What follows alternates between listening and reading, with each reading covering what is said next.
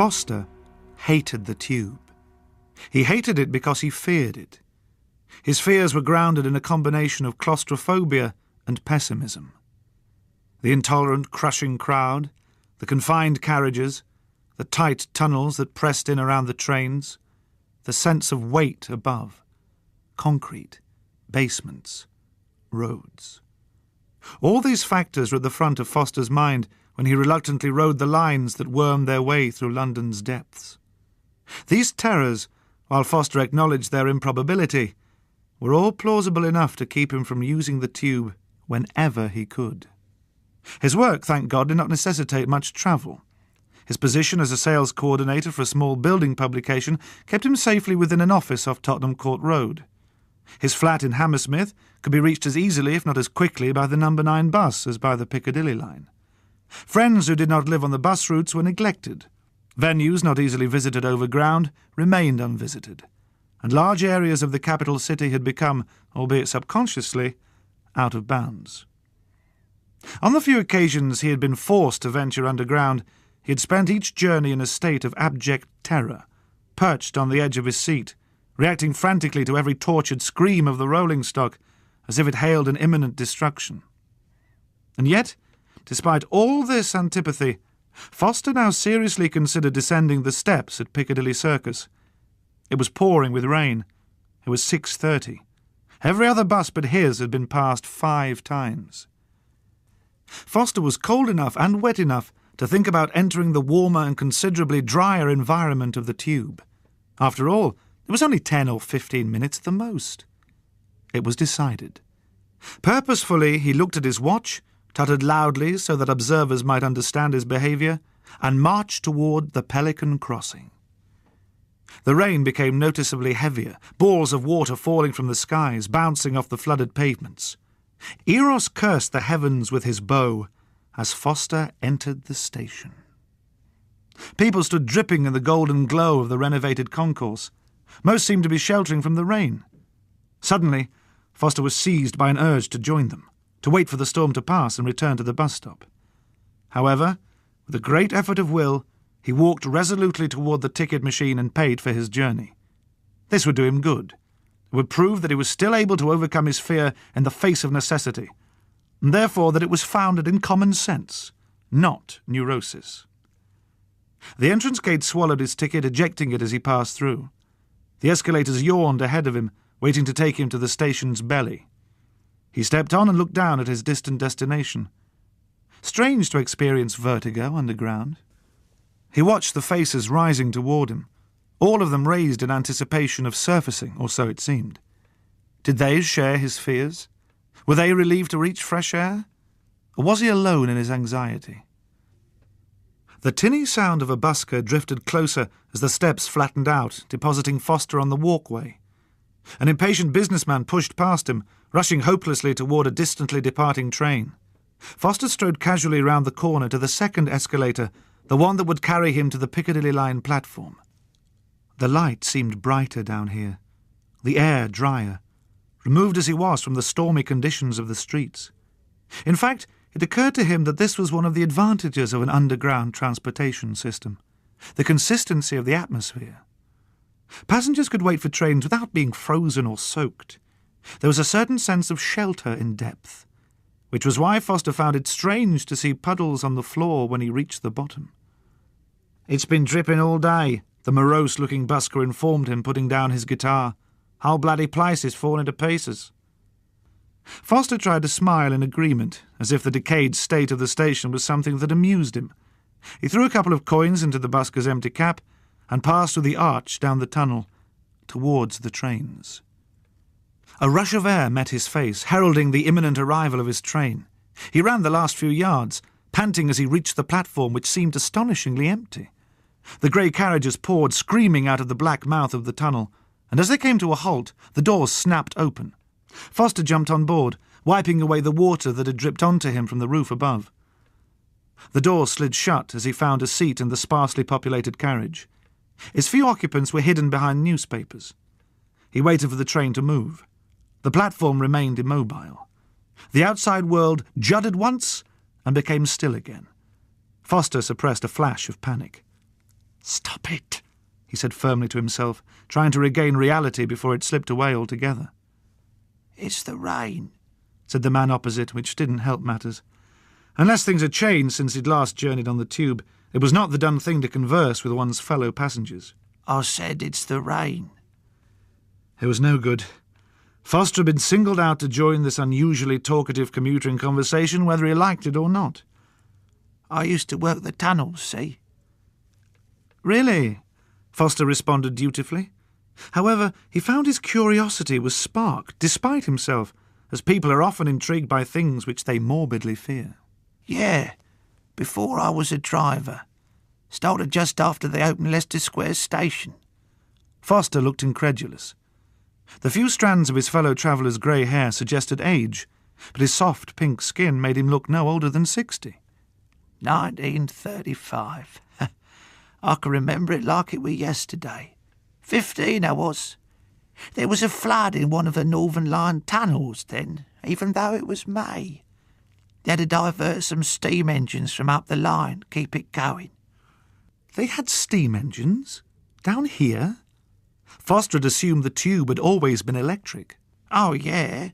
Right up until the 60s. Quite suddenly the train shuddered into life and swept off toward Green Park. I thought we were never going to leave. You sometimes think the whole place is going to fall down on your head. Oh, there's no danger of that, mate. They knew how to build things in those days. The electrics might go occasionally, but these tunnels are built to last. Even the ones they don't use anymore are still in good nick. What do you mean? The ones they don't use anymore? Well, there's a load. Extra lines built at the start of the war. Bet you didn't know about the one between Whitehall and the Palace. No, I didn't. Then, of course, there's the Coronation Line. There was a hint of conspiratorial pride in the man's voice, as if he was imparting some treasured secret. Coronation Line? Oh, which one's that? Went right through Shepherd's Bush, Kensington, Hyde Park Corner, up through the West End, back to Farringdon via Holborn. Fact, we're in a bit of it now. Really? Foster was genuinely intrigued. Yeah. Of course, it had a load of stations of its own, which they don't use anymore. Sussex Square, Craven Hill, Moscow Road. They built over 'em, but they're still there. Why didn't they use it anymore? London could do with another line, I would have thought. They couldn't use it now, not without knocking down half the new office blocks in London to reopen the stations. He stared out of the window into the strobing blackness beyond. Anyway, they're still probably prohibited. Green Park arrived to halt the man's discourse. Foster was too fascinated to tolerate a pause. What do you mean, prohibited? The man looked at him as if he were weighing Foster up, deciding whether or not he was a worthy recipient of this information. He must have reached a positive conclusion, for he leaned forward and lowered his voice. Well, it hadn't been used as a line since the turn of the century. But in 1937 they were getting ready for the war, and they were talking of using the underground for air raid shelters. Some of my mates started on the cleaning up, but then the army took over. They must have changed their minds, because they never used it for civilians. They kept it sealed off, though. All sorts of rumours went flying. We heard that they'd found things. He paused slightly. Foster couldn't resist the urge for clarification. What do you mean, found things? What sort of things? His companion leaned even closer, lowering his voice yet again. Strange things, he whispered. Tunnels that weren't man-made, and that went down. He made an appropriate gesture with his finger. I don't believe it. Oh, I do. There's old things down here. Things best left undisturbed. I can remember when I was cleaning tunnels, we had to defluff 'em every night. The tracks get clogged up with air. I used to hear things. Chitterings and scratchings. Like monkeys at the zoo. Suddenly the train shuddered to a halt, although Hyde Park Corner was still some distance away. Foster tensed in his seat, gripping the upholstery with fear-stiffened fingers. I get claustrophobic sometimes, he proffered, aware how foolish his fear must seem to this hardened subterranean. Just relax. We won't stop for long. No matter what the problem is, the priority's always to keep things moving. The lights dimmed and flickered, and for one terrible moment Foster thought that they would be abandoned to the darkness altogether. But they soon returned to their usual intensity. There was an enormous creaking and screeching of metal as movement was resumed. Foster relaxed a little. He tried to remember what it was he was going to ask, but the sharp fear had driven the questions from his mind. You see, we're quite safe down here, his companion continued. Quite safe. I've spent my whole life down here, and no harm's ever come to me. The train began to slow in anticipation of the next station. Reaching for his briefcase, he eased himself out of the seat, ready to get out when the doors opened. You getting off here, then? The man smiled at him. Yes. Thank you for the history lesson. It was most interesting. The train slowed to a stop.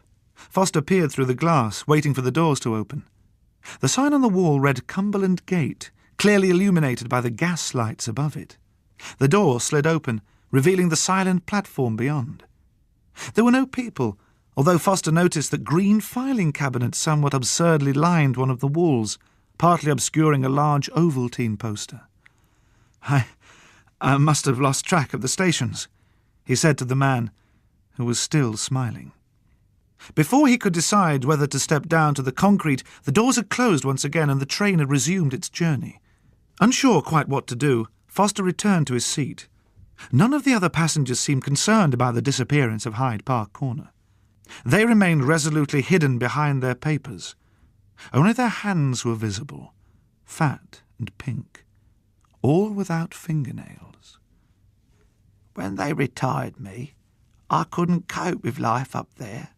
The man had resumed his autobiography, somewhat inappropriately, Foster thought, feeling the embers of his panic rekindling themselves.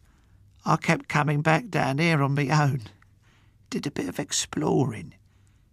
Couldn't believe what I found. I was made welcome, so I decided to stay. It's much safer down here. As if on cue, the papers were lowered. Strangely, it was only then that Foster noticed that they all carried different headlines, all referring to long-gone events. We do like to get dressed up and go for a ride every so often, though. See what we can find. Foster was reminded of fairground chimps wearing human clothes. Except these mockeries of mankind were completely hairless, their eyes huge and white, their lips slack and wet. The lights went out before he could study them more closely. And they've taught me so many things. Even in the darkness, Foster could sense they were travelling downward at an alarming rate, and he would have screamed, were it not for the soft fingers that filled his mouth. You won't believe what's down here, the man reiterated gleefully, as the train shrieked onward through London's ancient bowels. This is BBC Radio 4 Extra.